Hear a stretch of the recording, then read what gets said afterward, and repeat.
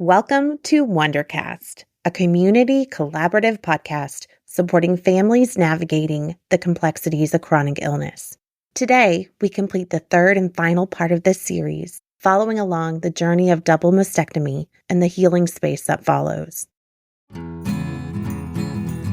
In this episode, we sit down with Dr. Elisabeth Potter, board-certified plastic surgeon in Austin, Texas, an expert in the microsurgical DIEP flap procedure and the most incredible advocate for equitable access to gold standard practices of breast reconstruction. The care, support, and trust of your medical team is imperative to your healing. From inside the medical office to the floors of Congress, Dr. Potter and her colleagues are advocating for their patients and the future of breast reconstruction. Important victories in a marathon of advocacy ahead. This is Dr. Potter. So, hi guys, I am Dr. Elisabeth Potter, and I couldn't be happier to be here tonight. So I am a reconstructive plastic surgeon. My specialty is breast reconstruction, and my practice is based here in Austin, Texas. I serve women throughout the country. I take care of about 40% of the women in Central Texas who are diagnosed with breast cancer. So quite a large area. I've been here in Austin for about 10 years. I have 5 dogs, and my husband and I love living here and especially love the work that we get to do with this community. You use the term microsurgeon to describe the approach that you take with your patients. For our listeners, can you kind of explain what that looks like? So technically, I am a microsurgeon. That's a special type of plastic surgery. So I did additional training to become a microsurgeon after I finished my reconstructive plastic surgery training. Basically, what that means is that I can move parts of a person's body around to reconstruct something that's needed. And in order to do that, we connect blood vessels and nerves in order to restore sensation and blood flow to parts of the body that might have been removed from treatment for cancer or prevention of cancer. So that's a long-winded way of saying that I can move parts of the body around, and it's pretty magical. It's super magical. As somebody who has benefited from this personally, super magical. Is microsurgery for this type of repair, either DIEP or if you're doing implants, is that standard practice that it is a microsurgeon who is the type of plastic surgeon who provides that support? Hey, that's a great question. Microsurgeons really are the folks who have this type of surgery in their wheelhouse. So if you're someone who's looking to have DIEP flap reconstruction or another microsurgical type of procedure, it really is important that you meet with a microsurgeon. Might be that you don't wind up having surgery with that microsurgeon, but the level of detail, the discussion of risks and benefits and alternatives, especially the benefits, is just so very different when you're speaking with someone who's comfortable performing complicated procedures. I bet your audience has experienced this before, but if you're having a complex surgery and you're talking to a doctor or a provider who hasn't done that before, sometimes you walk away from that encounter feeling like more scared or more nervous, when really what you're feeling is that own provider's nerves around the procedure, right? As a plastic surgeon, as any plastic surgeon who counsels a patient regarding breast reconstruction should absolutely mention aesthetic flat closure, implant-based reconstruction, and microsurgical natural tissue reconstruction. Mentioning those things and helping patients be fully informed and empowered with information is critical. But when it comes down to actually having the discussion about the details of the surgery, it really is important to have that discussion with someone who performs those surgeries regularly. You wouldn't come to me to talk about the details of a facelift, right? I'm a plastic surgeon. I can perform facelifts. Absolutely. It's part of my training, and I'm well certified to do that. But I don't do that every day. I did 4 DIEP flaps today. That's you want phenomenal. to talk to someone who can really speak to it in a personal and real way. So many patients are dissuaded from having natural tissue reconstruction simply because it's hard to do, and there's not many of us that perform it. And that's a sad situation that we're in plastic surgery, and I'm working really hard to try to fix that. But I would say, get on a Zoom, get on a telehealth, talk to somebody, you don't have to be physically in front of them to get really great information, but you do deserve to have that information given to you by someone who believes in the surgery. For a lot of our listeners, many of them, they have either come from supporting somebody with a very complicated cancer journey, or maybe this is a new diagnosis for them, or they've had recurrent cancer and now they're looking at actually doing something more evasive like a double mastectomy or reconstruction. Do you have an approach with them that you feel like is the best way to guide them to get the information on what the surgery entails? In my own practice, I love educating patients. I love listening to patients. And it's not just me, it's the entire team.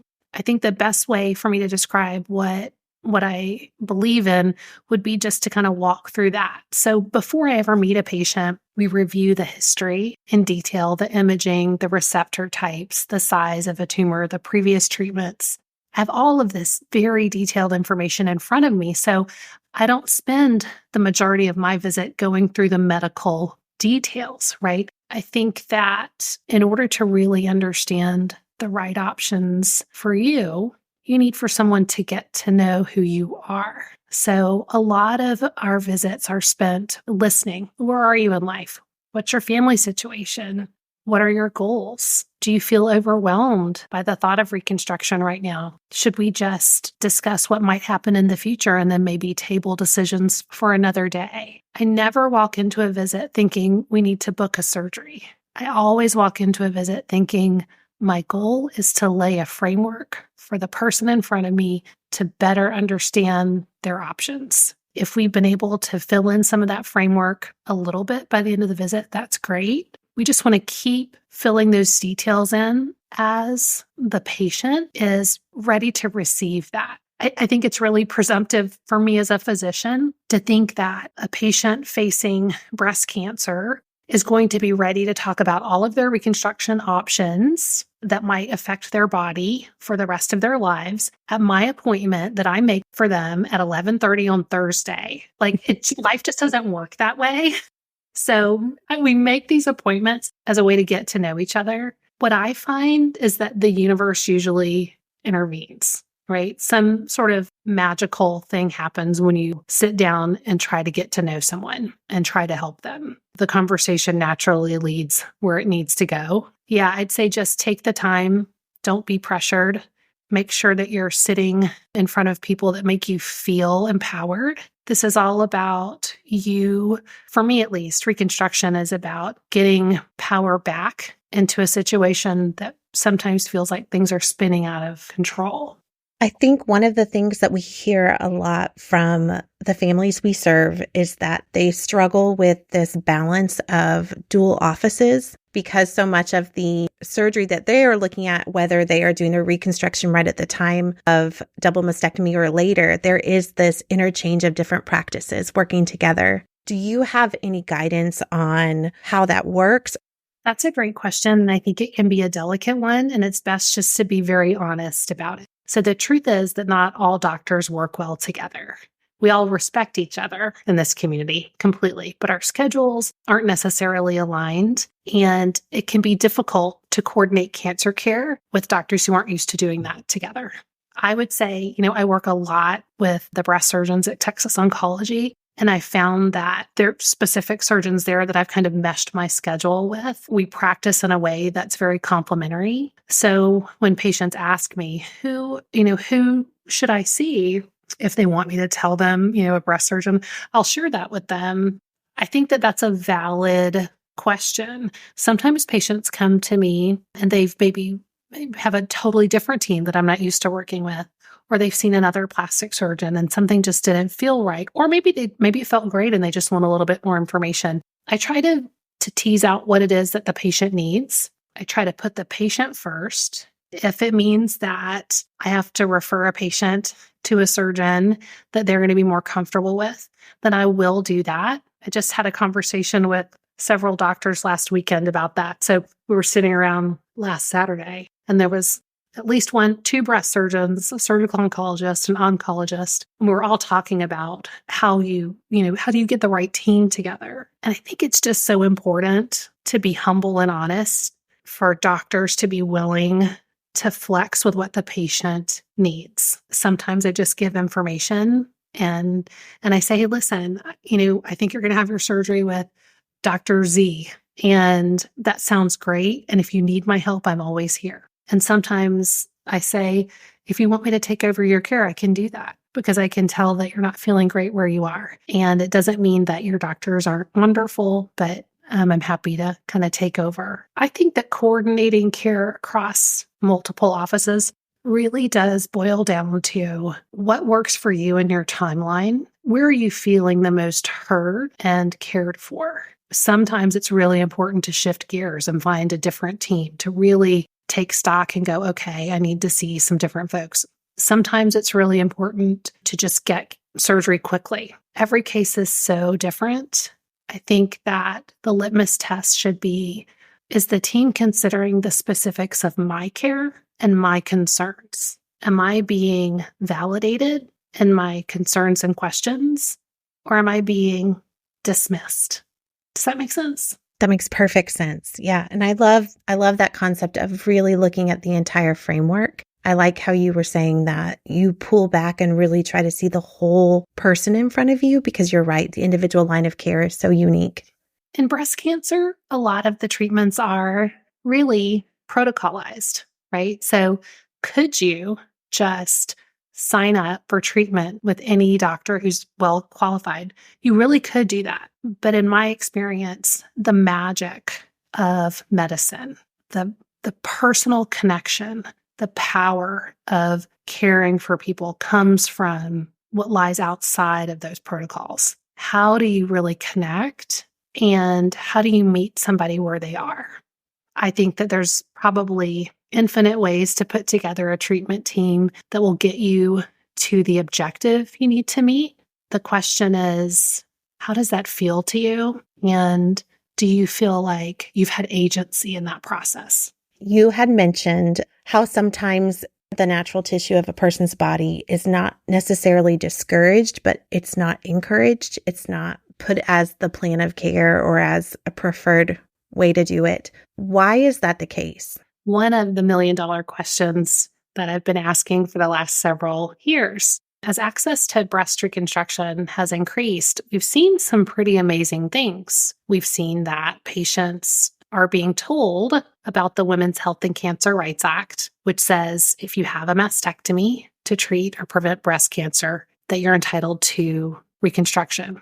Actually, it says if you have a mastectomy to treat breast cancer, not to prevent. We're working on that definition. But it doesn't say what specific types of breast reconstruction you're entitled to know about or undergo. So what I've seen in my last decade of practice is that across the country, patients are offered surgeries that the surgeon in front of them knows how to perform. They are not offered surgeries that the surgeon in front of them doesn't personally perform. So if you feel like you're not getting the full story about your options, I would start with, what surgeries do you, Dr. A, B, or C, perform on a regular basis? And if you're not hearing about the natural tissue options, I'd say you're probably just not in front of someone who performs them. I have a strong sense of justice. And I had this nagging feeling for a long time that there wasn't real, true equal access to options for breast reconstruction. The penny finally dropped when several societies and groups allowed some changes to happen in the ways that insurance companies talk about and pay for breast reconstruction. So they tried to eliminate the code that describes the most modern natural tissue options that are the least harmful to patients. And they tried to group all natural reconstruction options together, effectively saying that removing a patient's muscle is exactly the same as keeping it, which just couldn't be further from the truth. Why on earth, when someone is facing a mastectomy, would you want to give them a new medical problem by removing their core strength or removing a critical muscle from their body? It just didn't make any sense to me at all. It felt like the culmination of a lot of inattention to what was slowly happening in breast reconstruction. It was actually being divided into two subsets, the subset of reconstructions that are available to people who can pay cash or pay really high fees out of network. And those were nice reconstructions. And then there was another group of reconstructions that were very antiquated, debilitating, and even barbaric. In the same city, you would see these totally different types of reconstruction happening based on the insurance coverage and the payment for those procedures, which is horrific. It's 2023. And what I have to say to the community is that insurance coverage does not equal access, period. That's the fight we're fighting. So when I saw this coding change happening, I called all the people that, a doctor would call, my societies, the people that I thought would care, and nobody would do anything. And my colleagues around the country were saying, what are we going to do? We're going to have to, close our practices. We can't do this. I sat down and I just said, I can do something. I think I can figure this out. Talked to some colleagues who I know have been active in the advocacy scene before. I talked to my husband and I said, I think we're going to have to invest our own finances in this. We made the decision that if we could change this for the future, that would be a really meaningful and important thing for us to do. Like we spent the majority of our savings on this. But I say it because that's real. Mm-hmm. And I had conversations with my nieces and nephews where I said, I don't have kids, but I have a lot of nieces and nephews. And I said, I'm spending your inheritance. So you're not going to get an inheritance from me, but you will have quite a legacy. Absolutely. And they were all like, go Aunt Liz. So I got their permission. And so, we just, we started doing it from the ground up. I went to DC. We've got lobbyists. I met with staff members and, we wrote letters to Congress and we got really a ton of support from members of the government. Everyone that we told the story to said, this just can't be true. We have to fix this. And then finally CMS listened. They were great and they reversed this coding change. So we did it. Yeah, we did it. But we have a lot left to do. There's a lot of work ahead of us. I guess I'm just trying to better understand why in the world would a coding like that change? Was it oversight, intentional? Was it based on what could give the biggest reward to the highest investor? I don't know kind of the status of why that had come to be the way it had. It's a complicated answer. I think that there was a lot of inattention to breast reconstruction. Let me start by saying that there are, 8,000 plastic surgeons in the US, give or take. There's about 200 microsurgeons. So we're just not the majority. Plastic surgery is a $26 billion business in the United States. Less than 2% of that is natural tissue breast reconstruction. When the society that's charged with protecting access to this critical resource is a cosmetic surgery society that doesn't have a vested interest in protecting this resource, funny things happen, like breast reconstruction options go away. So before, the societies maybe didn't know. Now they are well informed. No one can say they don't know. So if they're not doing the right thing now, it's because they've chosen a different path. What I have seen, though, is that groups have evolved under pressure, that when the light has been shown, societies have started to support access to breast reconstruction. I'll also say the breast implant industry, is very powerful in the world of plastic surgery. They sponsor and pay for everything. So many of the members of our boards of major societies, they receive yearly large amounts of money from these companies for whatever services they provide. I don't know what the particular details are, but you can see the amounts, and they're hundreds of thousands of dollars to individuals who are charged with protecting access to breast reconstruction, and they're receiving that from implant companies. I see a conflict of interest there. I think that a lot of the existing structure around breast reconstruction is completely focused on implant-based reconstruction. And it's a wonderful type of reconstruction. It should be accessible. It should be safe. We should be studying it carefully, but it's not the only type. And we can't let availability dictate a patient's choice, right? So what I've seen happen is that if an option isn't available in a community, patients are forced or funneled into breast reconstructions that might not be right for them had they had different choices. Perfect example is patients who need radiation. Mm-hmm. That's exactly what I was thinking. Yeah. So the number of patients that need radiation is enormous. And every patient that has to have radiation should be informed about the very high complication rate of having an implant-based reconstruction. And instead, what they'll hear is, sure, I do it all the time. It's no problem. Well, it is a problem, and the data shows that it's a problem. I could spend my entire career fixing radiated implant reconstructions that are painful or infected or misshapen. I could go on. There's so much to fix about it. So for your listeners, I would say that radiation is an indication for using your own tissue. It's the gold standard of reconstruction if you have to undergo radiation. And if I were to sit down and take my boards in plastic surgery and say anything else, I would fail. But then people go off into practice and only offer the thing they know how to do. That's how patients wind up with implant reconstructions in the setting of radiation.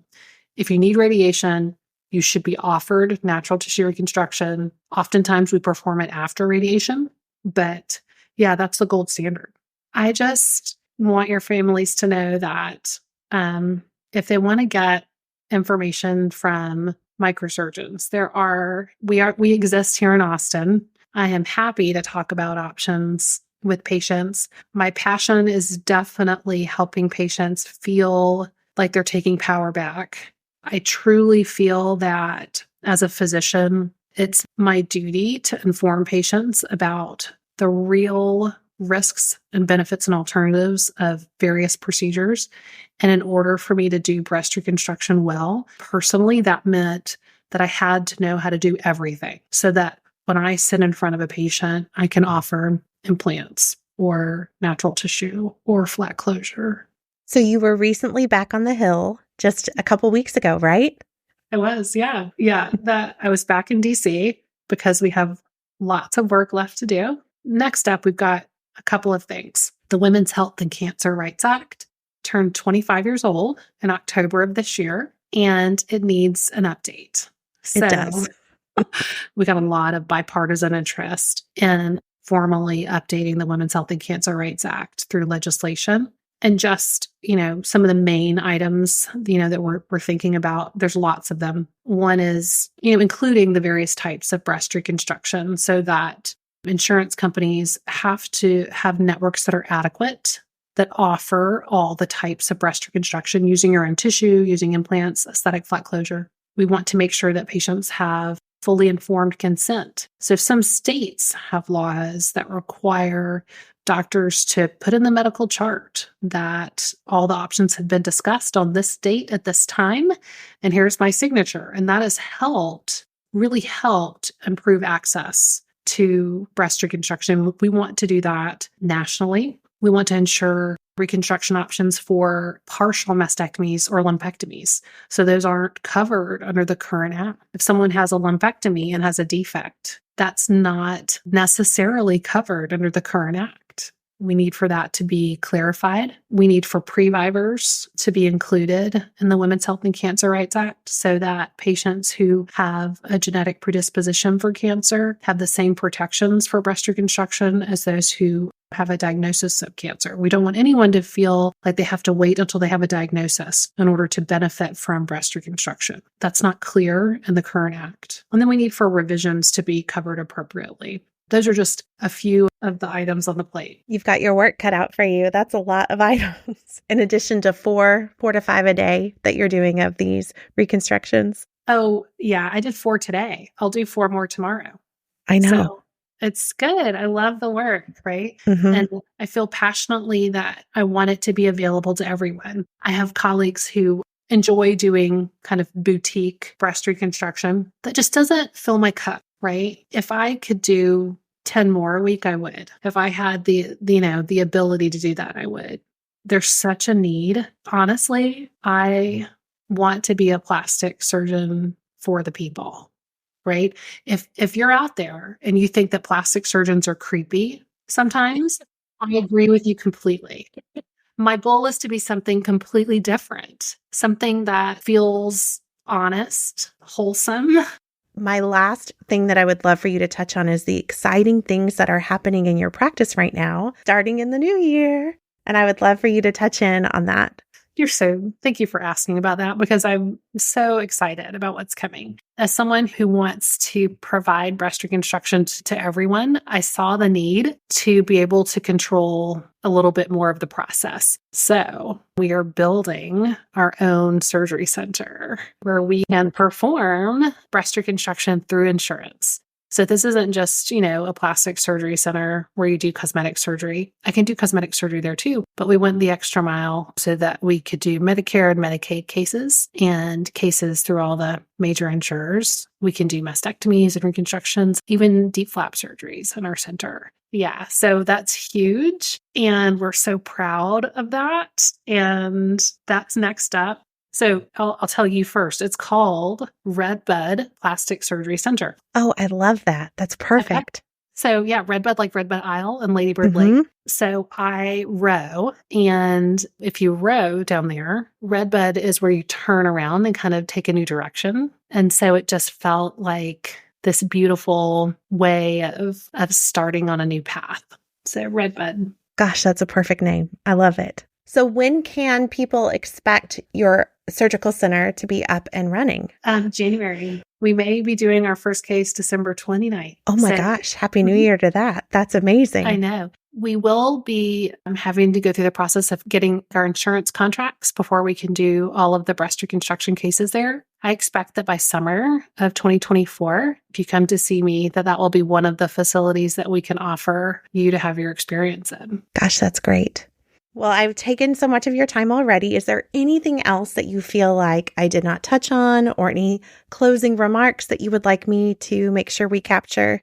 I just want to say thank you to this community. I'm one of those doctors out here and there's lots of us that have so much admiration and respect for the families that are in this fight. And I want you to know that we love the work. We're here for you. I wake up every day excited to go help people, right? I want you to know that there are doctors like me out here that aren't just doing this because it's our job, but are doing this because the universe sent us to you, and we are all in. So get ready. Get ready. Thank you for tuning in to our podcast today. Please subscribe and continue to check back as our content is ever evolving. For questions or specific content-related requests, please send an email to podcast@wondersandworries.org.